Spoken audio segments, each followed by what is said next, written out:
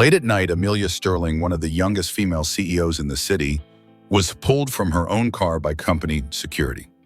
"You're not allowed to enter the building." "It's my company?" "Not anymore." The glass door slammed shut in her face, leaving behind the mocking laughter of the group that had just betrayed her. And in confusion, Amelia stepped back and almost fell. Then a steady hand caught her. A janitor with a kind face but eyes sharp as someone who'd experienced great things. He whispered, "Tonight, everything you believed has been orchestrated, and I have something that will shatter it all." Ethan Ward, 38 years old, single dad, kind face, eyes always showing the tiredness of someone working while raising a child. He worked the night shift as a janitor to have time to care for his 9-year-old daughter, Lily. He had once been a systems engineer for Sterling Group, but after his wife's death in a fire, the company tried to cover up. Ethan resigned, suffering severe PTSD, switching to janitorial work to avoid everything related to power. His life revolved around 3 things: going to work, taking his child to school, visiting his wife's grave. When he saw CEO Amelia being thrown out of her car, her eyes looked exactly like his wife's eyes the night before she died. Confused, hurt, betrayed. Ethan approached by protective instinct. Careful. He caught her as she almost fell. Amelia looked at him, eyes trembling. "They overthrew me." Ethan told her to follow him because he knew the lobby cameras were live streaming to humiliate her. In the small storage room, Amelia erupted. "They framed me. I didn't do anything." Ethan didn't speak immediately, just placed on the table an old silver USB microspike, an item Lucas Hale, the deceased CFO, had sent him 3 months ago. Ethan revealed he once worked with Lucas, and Lucas had said, "If one day Amelia is attacked, the only person she can trust is you." Amelia choked. "Why do you believe me?" Ethan replied, "Because I was treated exactly the same way by them." Brief flashback. His wife's death was covered up by the company. Ethan was blamed for a system design flaw and pressured to sign a confession, which he refused. Therefore, he understood the feeling of having honor crushed by power structures. End of Act 1. Ethan opened the USB, saying the line leading to Act 2, "If you want to prove your innocence, you'll have to endure much more. But I'll go with you." The storage room was cramped, filled with cleaning supplies and the smell of industrial soap. Amelia sat on an overturned bucket, her designer suit completely out of place among the mops and brooms. She looked at Ethan with a mixture of desperation and hope, this stranger who had just become her only ally. "Why would Lucas trust you with this?" she asked, voice hoarse from crying. "What was he to you?" Ethan leaned against the wall, crossing his arms. "Best friend. We started at Sterling together, fresh out of college. He was finance, I was engineering. We were going to change the world." His voice dropped. "Then my wife died, and Lucas was the only one who fought to find out the truth." "What truth?" Amelia whispered. "That the fire wasn't an accident, that safety protocols had been deliberately ignored to save money, that people died because profit mattered more than lives." Ethan's hands clenched into fists. Lucas tried to expose it. They destroyed his career, made him CFO to buy his silence, but he never stopped collecting evidence. Amelia understood then. This wasn't just about her.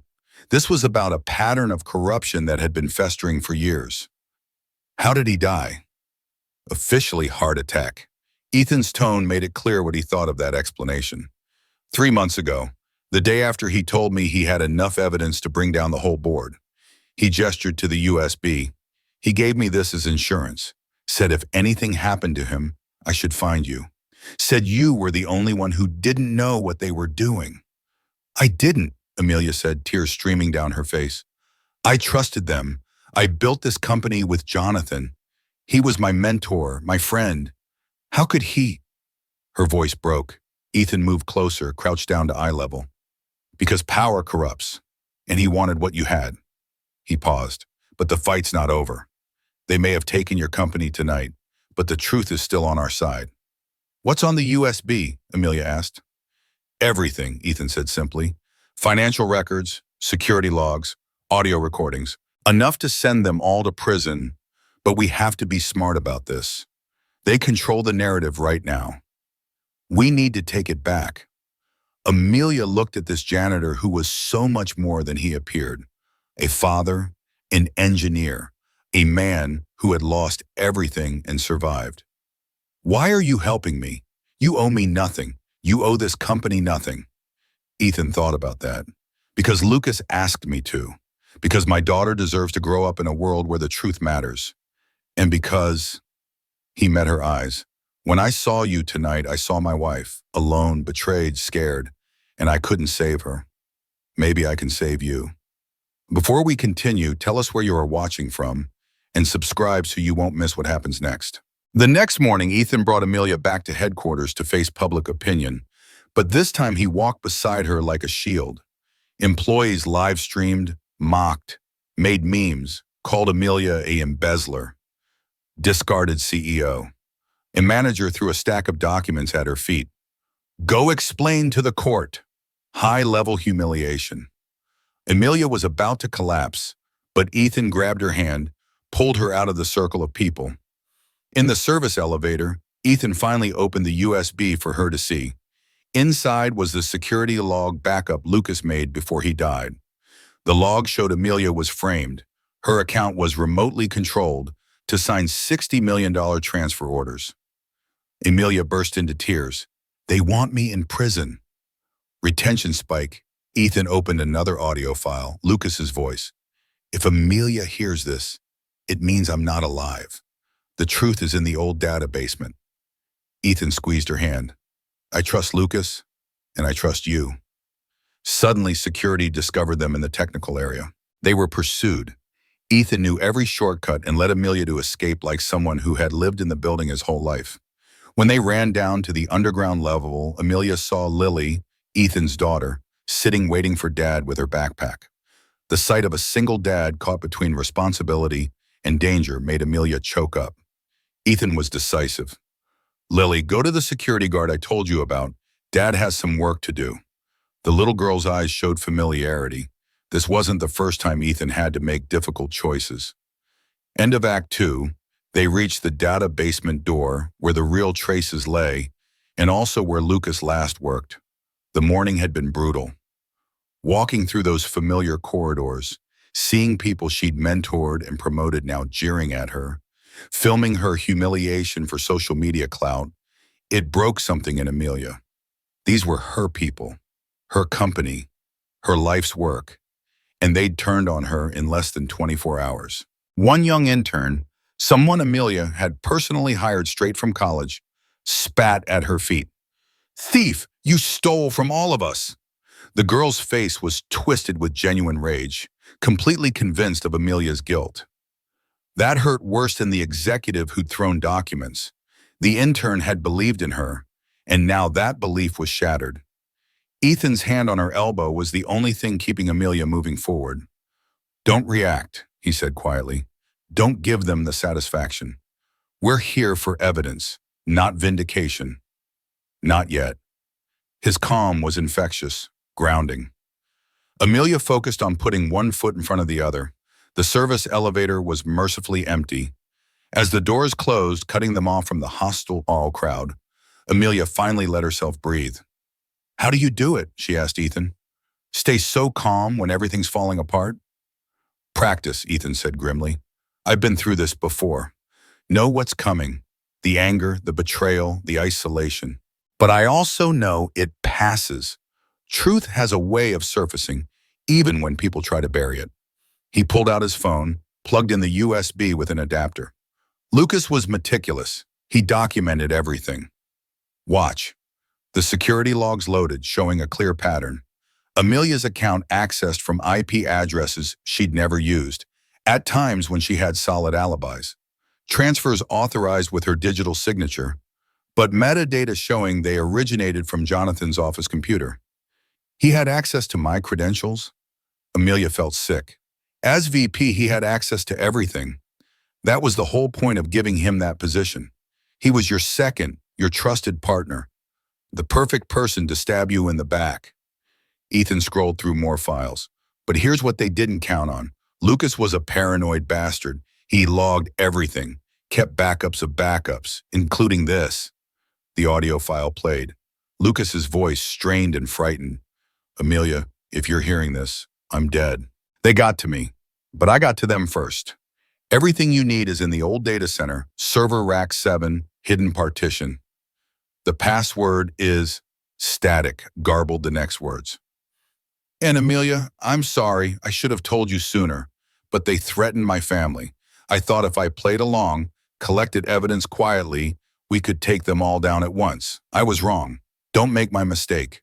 Trust Ethan Ward. He's clean, and he has nothing left to lose. The recording ended. Amelia was crying again, silently this time. He died for this. For me.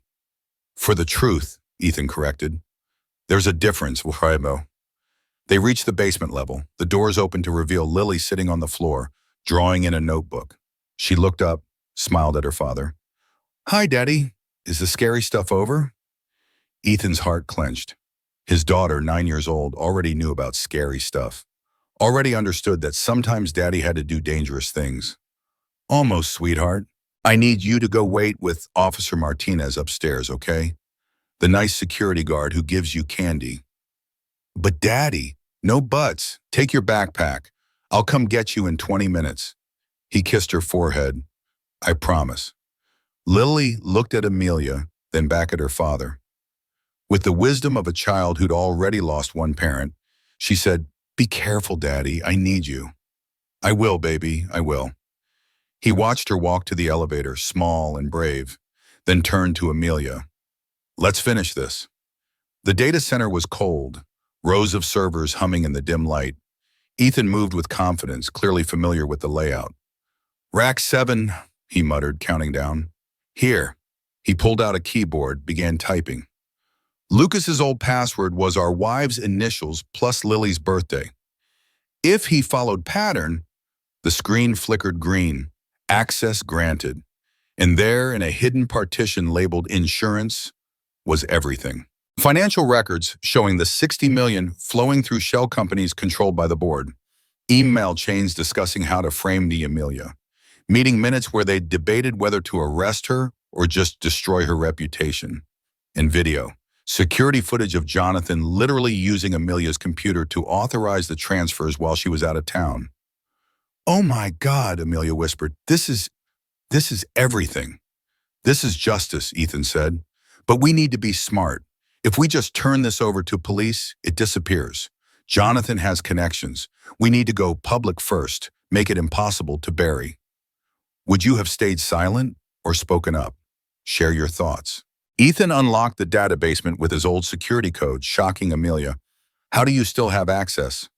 Ethan confessed, I used to be head of high-level security systems, not just a janitor.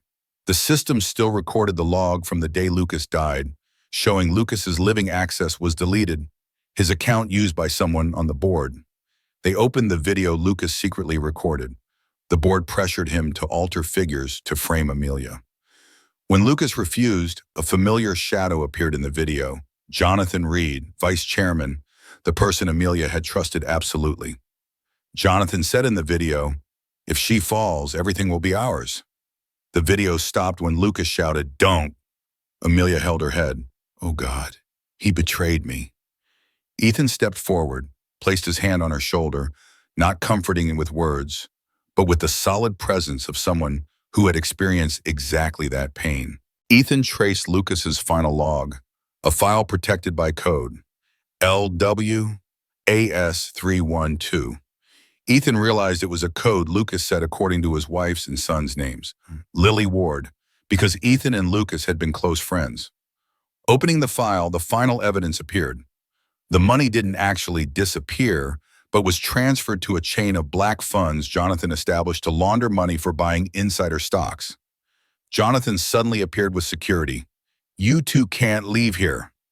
Ethan placed Amelia behind him. From janitor becoming a man with the eyes of an engineer who had suffered loss, he opened the control panel and locked all doors, isolating Jonathan in the room. Ethan looked at Jonathan and said, you killed my friend, and you won't touch her. Amelia's face looking at Ethan now, not CEO looking at janitor, but a woman just saved from the abyss by a man who had lost too much. The confrontation in the data center was electric. Jonathan, always so polished and controlled, now looked unhinged. His suit was wrinkled, his hair disheveled, eyes wild. "You have no idea what you're dealing with," he snarled. "This is bigger than you, bigger than her, bigger than your dead friend." "Don't," Ethan's voice was deadly quiet. "Don't you dare talk about Lucas." "Lucas was weak," Jonathan spat. "Couldn't handle the pressure. Started developing a conscience. Had to be removed." The casual admission of murder hung in the air. Amelia gasped. "You killed him. You actually killed him." "I protected the company," Jonathan said, as if that justified everything. "From him, from you, from anyone who couldn't see the bigger picture." He pulled out a gun, small and deadly in his manicured hand. "And I'll protect it from you too." Ethan didn't flinch. Years of living with loss, of grieving his wife, of protecting his daughter alone, had burned away his fear. "You think that scares me? I've already lost everything that matters. You can't threaten a man with nothing left to lose." He stepped forward. "But you have everything to lose. Your reputation, your freedom, your comfortable life built on lies and death." "Stay back," Jonathan waved the gun shakily. He wasn't used to this, to actual confrontation. He was used to boardrooms and bribes, to making problems disappear with money or paperwork.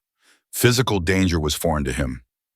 Ethan used that, moved with the confidence of someone trained in security, someone who knew how to disarm a threat. Before Jonathan could react, Ethan had closed the distance, knocked the gun away. It clattered across the floor. Jonathan lunged for it, but Ethan was faster, kicking it under a server rack. "Sit down," Ethan commanded. "Sit down and watch your empire crumble." He opened the control panel fully, began uploading everything to the building's internal network. "What are you doing?" Jonathan's voice cracked with panic. "Transparency," Ethan said. "Every screen in this building is about to show exactly what you did." He hit execute. Throughout Sterling Group headquarters, on monitors in offices, lobbies, conference rooms, the truth began playing. Lucas's video, the financial records, Jonathan's emails, everything. Amelia watched it happen from beside Ethan, tears streaming down her face. But this time they were tears of relief, of vindication, of justice. "He's gone," she whispered. "Lucas is still gone." "But he's not forgotten," Ethan said. "And now everyone knows he died a hero. That matters." Jonathan sank to the floor, broken. Security was pounding on the locked doors, but Ethan had routed them to emergency services instead of company guards. Real police were on their way, with real arrest warrants. "It's over," Ethan told Jonathan. "You lost." Upstairs, the building was in chaos. Employees watching the evidence unfold in real time, seeing their trusted leadership exposed as criminals. The young intern who had spat at Amelia was crying, apologizing to an empty hallway. Managers were calling lawyers. The PR department was having a collective breakdown. And in the data center, Amelia Sterling, the CEO who had lost everything, realized she had gained something more valuable. The truth, an ally, and a glimpse of what real courage looked like. "Thank you," she said to Ethan, "for believing me, for fighting for me, for—" She couldn't finish. "For doing what Lucas couldn't," Ethan finished for her. "He died for this. The least I could do was make sure it mattered."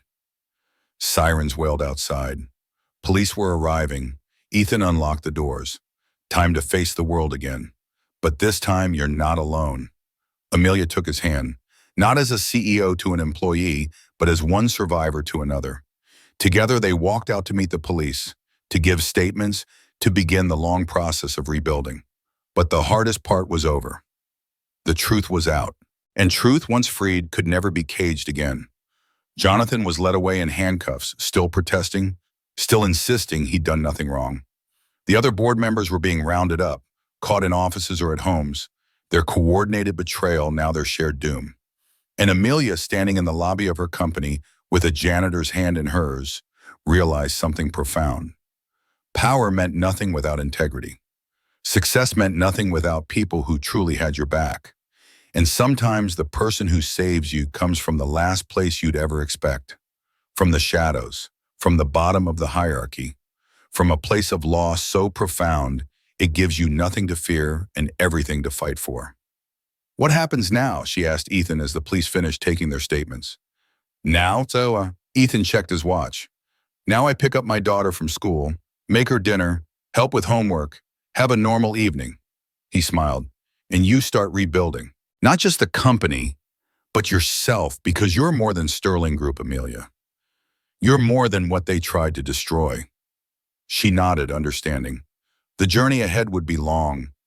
Legal battles, corporate restructuring, public relations nightmares. But for the first time since being dragged from her car, she felt hope, real, genuine hope, because the truth was on her side, and so was Ethan Ward. Ethan uploaded all the real data to the lobby's large screen system.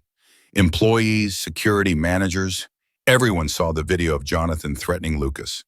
Everyone simultaneously reversed course. An employee who had live-streamed insulting Amelia burst into tears. I was wrong, I'm sorry. The board of directors were escorted by police into cars right in front of hundreds of employees.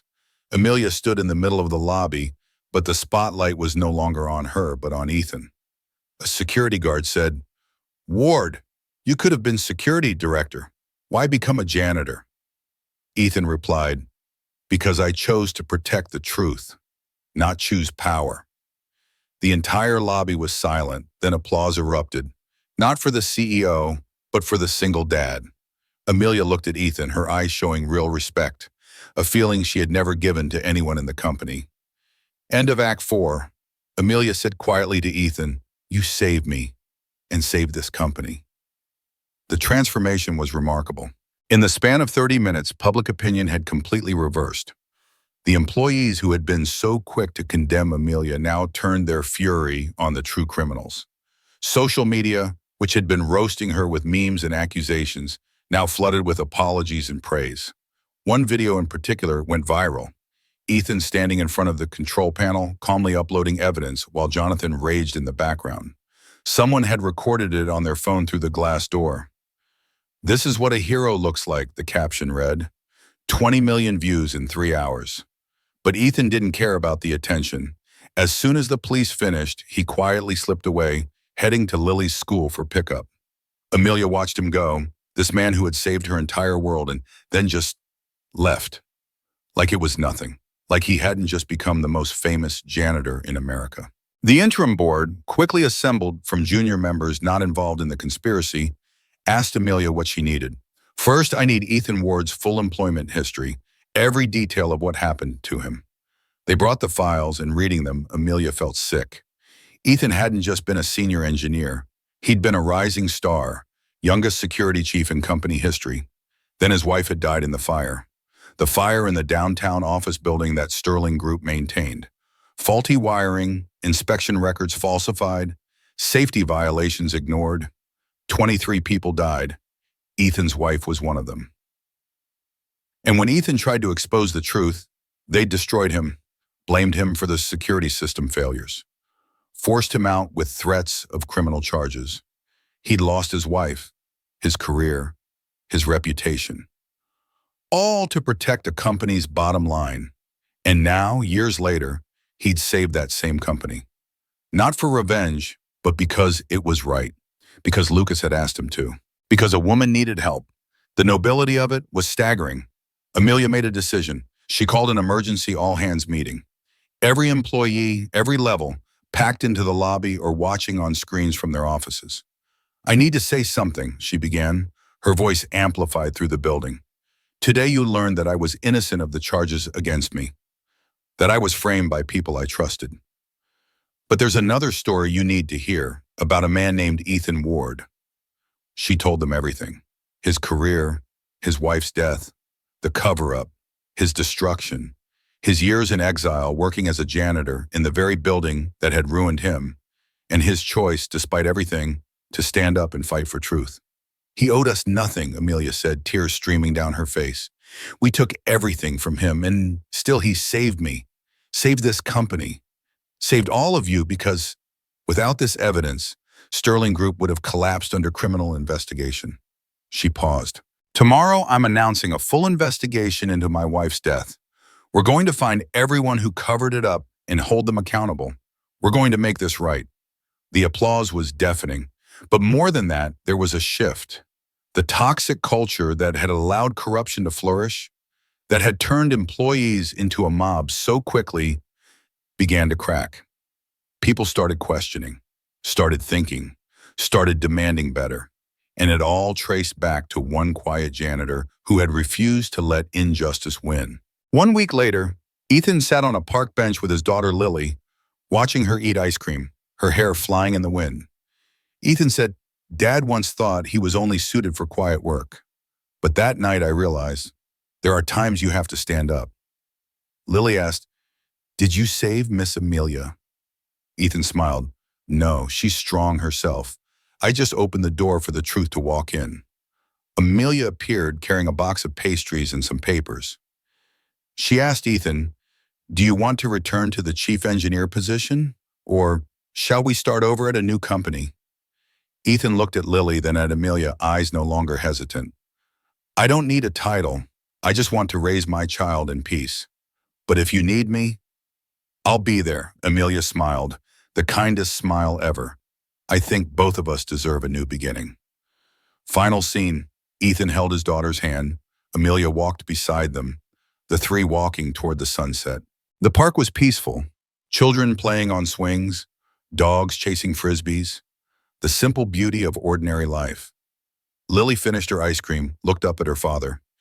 "Daddy, is Miss Amelia going to be around more?" Out of the mouths of babes. Ethan glanced at Amelia, who was blushing slightly. "Would you like that, sweetheart?" "Yeah," Lily said simply. "She seems lonely, like you used to be, before you got unlonely." Ethan laughed, the first truly free laugh Amelia had heard from him. "Unlonely, is that a word?" "It is now," Lily declared with the absolute confidence of childhood. Amelia knelt down to Lily's level. "I'd like to be around more, if that's okay with you. Your dad is a very special person, and so are you." "Are you going to marry my daddy?" Lily asked with the directness only a child can manage. Both adults turned bright red. "Lily!" Ethan was mortified. "What? You look at each other the way cartoon people do before they kiss." Lily was entirely unbothered by the awkwardness. "And Daddy needs someone to kiss. He's been sad for too long." Amelia couldn't help but laugh. "You know what, Lily? You're very wise. But your dad and I are just friends right now. Is that okay?" "I guess," Lily sighed dramatically. "But you should know, Daddy's a really good hugger. And he makes the best pancakes.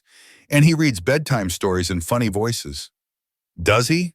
Amelia's eyes twinkled. "I'll have to experience that sometime." "You can come to breakfast." Lily was delighted. "Tomorrow, Daddy makes blueberry pancakes on Sundays."